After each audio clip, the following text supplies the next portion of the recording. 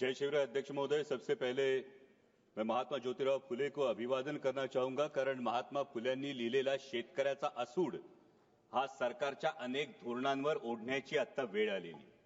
अध्यक्ष महोदय, जहां देश की 2/3 आबादी खेती पर निर्भर है, वही खेती के लिए आवंटन है मात्र 3.1%।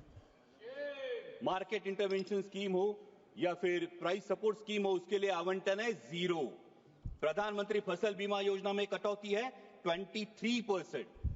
अध्यक्ष महोदय, माननीय प्रधानमंत्री जी ने महाराष्ट्र में आकर किसानों को गारंटी दी थी सोयाबीन को 6,000 रुपए प्रति क्विंटल दाम देने की, लेकिन एमएसपी मिली 4,800 और उसमें भी एमएसपी पर जो खरीद हुई वो खरीद है मात्र 20%। बाकी 80% किसानों को अपना सोयाबीन 3,500 4,000 में बेचना पड़ा, जहां की लागत का खर्चा है 7,000 रुपए प्रति क्विंटल। तो कैसे होगी कि किसान की आय दुगनी और क्या हुई माननीय मोदी जी की गारंटी। अध्यक्ष महोदय, अभी सरकार सोयाबीन के दाम बढ़ाने के लिए एडिबल ऑयल्स पर इंपोर्ट ड्यूटी लादने की बात कर रही है, पण हा रोगापेक्षा इलाज भयंकर है, क्योंकि उससे सोयाबीन के दाम नहीं बढ़ेंगे, उससे सिर्फ बढ़ेगी तो महंगाई बढ़ेगी। सोयाबीन के दामों पर अगर हमें असर करना है तो जो मक्के की डीडीजीएस है और जो सोया डीओसी है, जो 120 लाख टन अभी भी देश में पड़ा है, उसको एक्सपोर्ट करने के बारे में सोचना होगा। लेकिन सरकार पर पोल्ट्री और पशु खाद्य इंडस्ट्री की ऐसा क्या दबाव है कि सरकार सोया डीओसी एक्सपोर्ट नहीं कर रही है। मेरी सरकार से गुजारिश है कि कम से कम 15 से 20 लाख मेट्रिक टन सोया डीओसी एक्सपोर्ट किया जाए। और वैसा ही बहुत इंपॉर्टेंट मुद्दा है प्याज का। जब प्याज को एमएसपी देने की बात आती है तो सरकार कहती है कि प्याज जीवनावश्यक वस्तु नहीं है, लेकिन जैसे ही किसान को 4 पैसे मिलने का अवसर निर्माण होता है तो सरकार निर्यात पर पाबंदी लगा देती है, निर्यात शुल्क लाद देती है और कहती है प्याज तो जीवनावश्यक वस्तु है। अध्यक्ष महोदय, हमारे देश में कई समाज ऐसे जो कभी भी प्याज नहीं खाते। हिंदुओं में भी चातुर्मास में 4 महीने प्याज नहीं खाया जाता, तो फिर प्याज जीवनावश्यक वस्तु कैसे हुई। अध्यक्ष महोदय, अगर ग्राहक को एक औसतन अगर कंजम्पशन देखिए तो 5 से 6 किलो औसतन कंजम्पशन होता है। 60 रुपए किलो में भी अगर प्याज खरीदना पड़ता है ग्राहक को, तो भी सिर्फ 300 350 रुपए उसका खर्चा होगा, जो आपके मोबाइल रिचार्ज से भी कम है। इसलिए मेरी सरकार से मांग है कि प्याज पर हमेशा के लिए निर्यात पाबंदी हटाकर जो 20% निर्यात शुल्क है उसे अविलंब रद्द किया जाए और प्याज को एमएसपी के दायरे में लाकर 3,000 रुपए प्रति क्विंटल का दाम सुनिश्चित किया जाए।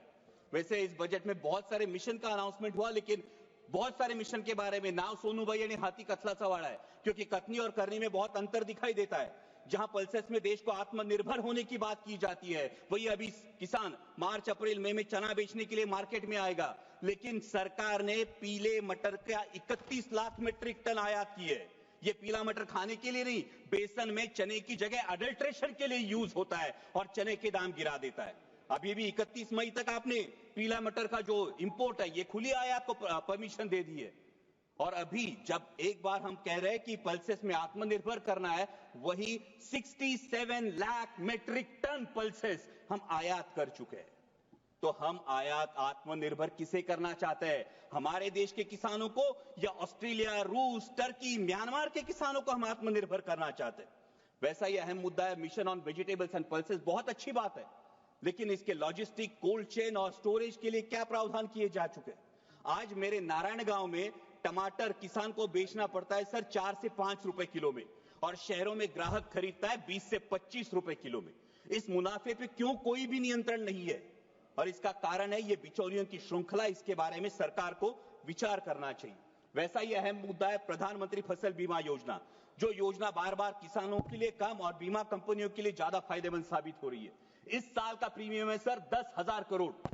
बीमा कंपनियों को जो प्रीमियम मिला है वो है 10,000 करोड़ का, और नुकसान भरपाई का जो भुगतान है वो है मात्र 680 करोड़, 7% से भी कम।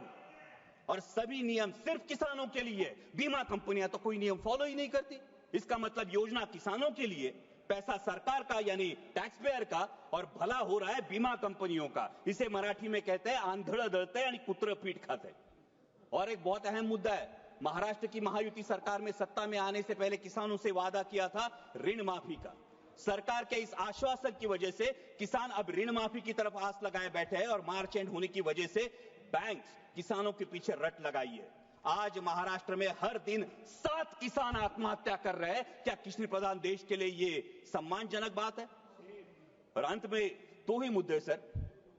अभी अमेरिका में सत्ता परिवर्तन होने के बाद अमेरिका ने कहा है कि भारत ने अपना एग्रीकल्चर मार्केट अमेरिका के लिए खोलना चाहिए और इससे भारत के किसानों के पे एक बड़ा संकट मंडरा रहा है। लेकिन सरकार ने अभी तक इसमें कोई स्पष्टता नहीं दी है, क्योंकि अमेरिका का किसान सोयाबीन का जो उत्पादन लेता है अध्यक्ष महोदय, वो 30 लाख क्विंटल पर हेक्टर लेता है, लेकिन हमारे देश का किसान सिर्फ 10 लाख क्विंटल पर हेक्टर लेता है। क्योंकि अमेरिका के किसान को जेनेटिकली मॉडिफाइड जीएम वैरायटी लगाने का अधिकार है, हमारे किसान को नहीं। सरकार जो एडिबल ऑयल इंपोर्ट करती है वो जीएम वैरायटी का चलता है, लेकिन किसान जीएम वैरायटी की फसल नहीं लगा सकता।